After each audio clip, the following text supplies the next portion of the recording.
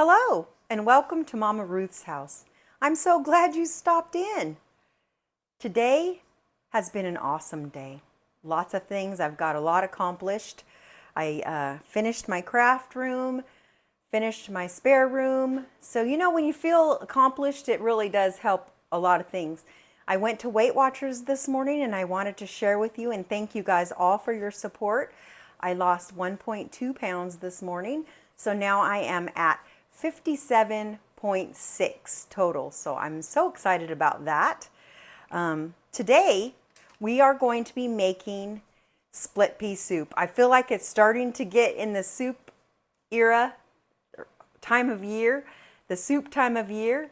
And so we are going to make split pea soup, and for Weight Watchers, it makes 6 servings and each serving is only 1 point. So it's a really healthy soup. I'm making it, I have 1 teaspoon of olive oil. I'm going to be adding some chopped onions, chopped celery, carrots chopped up. I'm going to kind of saute those a little bit together. And I'm going to add some ham. I have some chopped ham that I'm going to be adding. This whole bag is only like 6 points, so that's kind of nice. And then we're going to do some broth and some water and some split peas. I know that a lot of recipes call to soak it. I never have. I just cook them the way they are. It might take a little bit longer, but not really a long time at all.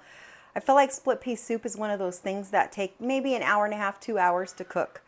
All right, let's get started. I'll put you down. Got my hot plate here. So I have 2 cups of onion, not quite, about a cup and 3/4. And then I have, that's a big giant piece, I'm gonna get that out. 3/4 of a cup of celery, which was 4 stalks. I cut up 4 stalks of celery. Ow. And then I have 2 cups of carrots.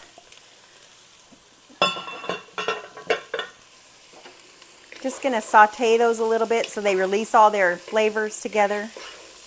You don't have to do this step. I just like to do it. It's totally up to you how you make it.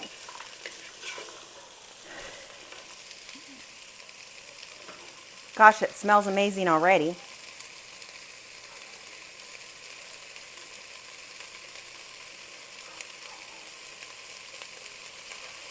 One of my really good friends, Janice, asked for me to make this recipe, and so I'm going to post it.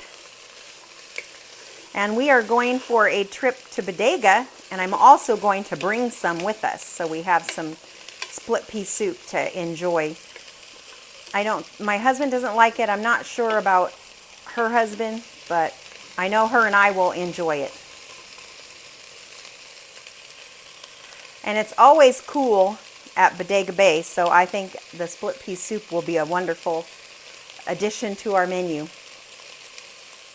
So another thing that I do is if I had a ham hock or I had a ham bone, I would put it in here and cook it with my split peas, but I don't. I just have the chopped cubed ham, which is fine. I've done that many times and it turns out just as delicious.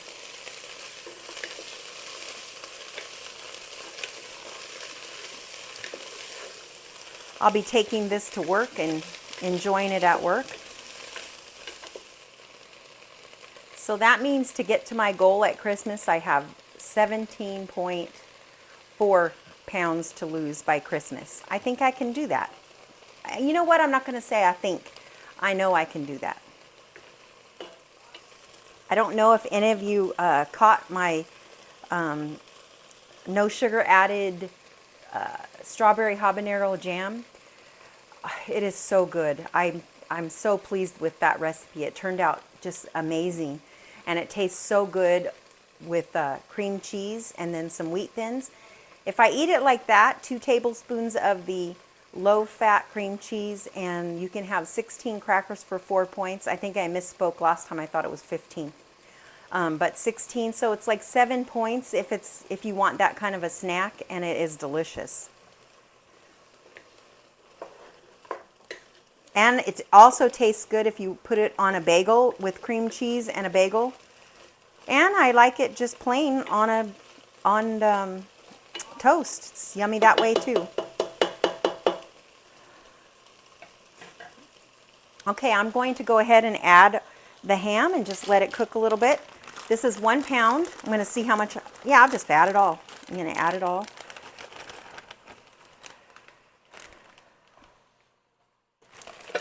Cook that a little bit.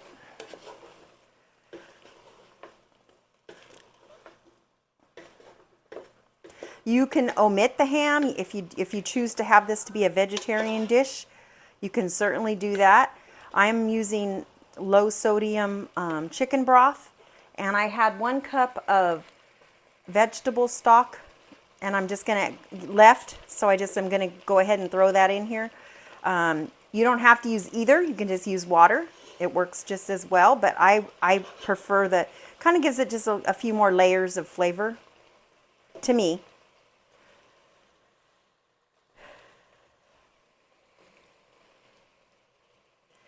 As I said, I just washed my split peas. I did not soak them. If you choose, you can soak them overnight. I've just not ever had a problem with them by not soaking them. Again, I'm just kind of heating this through, warming it a little bit, just so all the flavors kind of meld together a little. This, you can omit this step.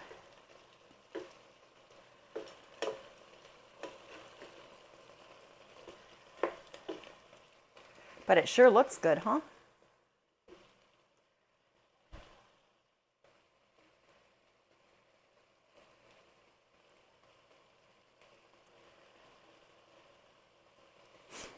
So I am going to, at this point, add about a half a teaspoon of salt. You can choose not to, it just depends on your taste.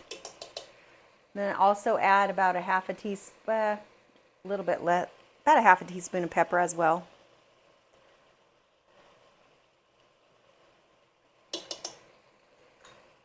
Same thing with garlic powder, onion powder. I'm going to put a couple of, because they're kind of small, bay leaves. And then I have a little bit of thyme from my garden, just going to add a little bit of that. I was going to add more, but I think that's going to be plenty. And then just a pinch of marjoram.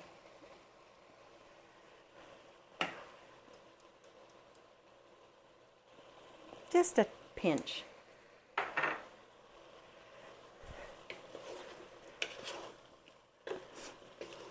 I wish you guys could smell it. I'm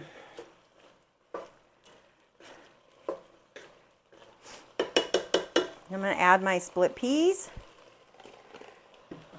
Then I'm going to add my, so far I have just a little bit, 3 cups. We're going to put 3 cups of broth, and then I'll probably add a little bit of water. You just want it to kind of be covered. I'm going to add a can of the water. And I may need to add a little more, but we'll see.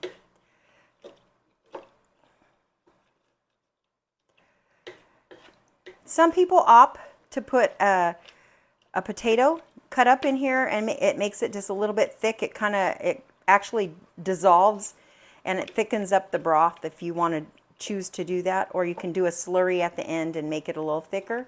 I've really not had a problem with my split pea soup being thick enough, in my opinion. But if you like it a little bit on the thicker side, then certainly you can do that. Just kind of stir it up, and then we'll leave it alone. And I usually cook it uncovered.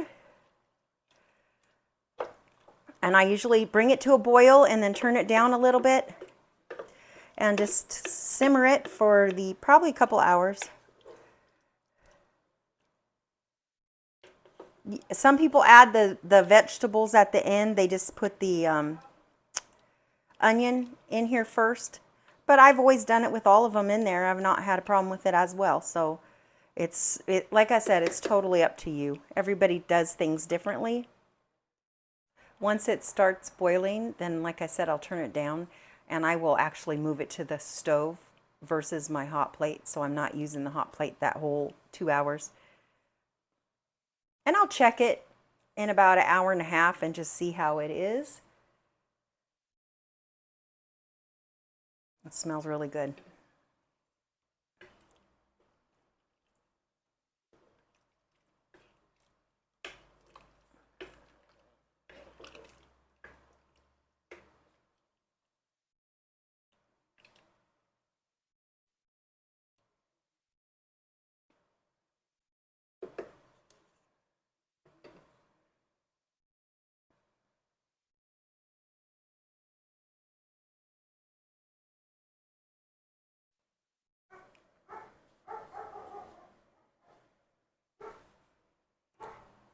If you missed my episode with my granddaughter Autumn, we had so much fun that episode making the little baked hand pies. It was really a lot of fun. And she just enjoys it so much. I wish that she could be around a little bit more to be able to cook with me, because she just enjoys it so much.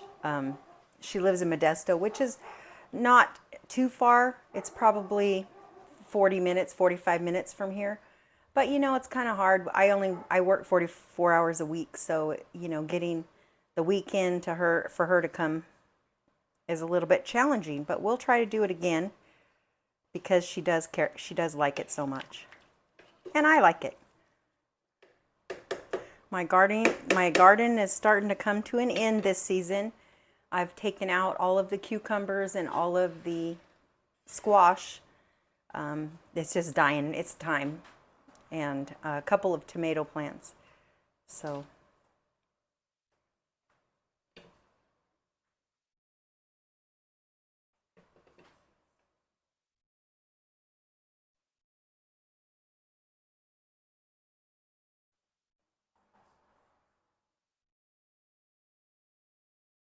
this is starting to get up to temperature. It's starting to bubble a little tiny bit. I'm going to simmer it, and then we'll be back, and then we'll be able to taste it. Okay, I'm back, and this was about an hour and a half I cooked it. It's delicious. It looks delicious. It smells delicious. This is what it looks like. And it smells so good. I'm going to taste it now. It's going to be super hot, so I got to be careful. And if you want it a little thicker, you can make a slurry with cornstarch and equal parts of water, and then you can put that in there if you'd like it a little thicker, or you can cook it with a potato.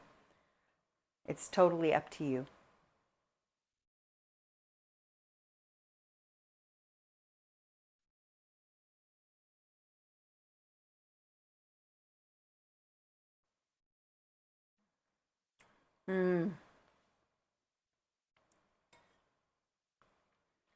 Super yummy. This is one of my comfort foods. I really love split pea soup, and I hope you enjoy it as well. It's pretty easy to make. It just takes a little bit of time, and I hope you have a wonderful day, and until next time, make a fantastic day. Thank you so much.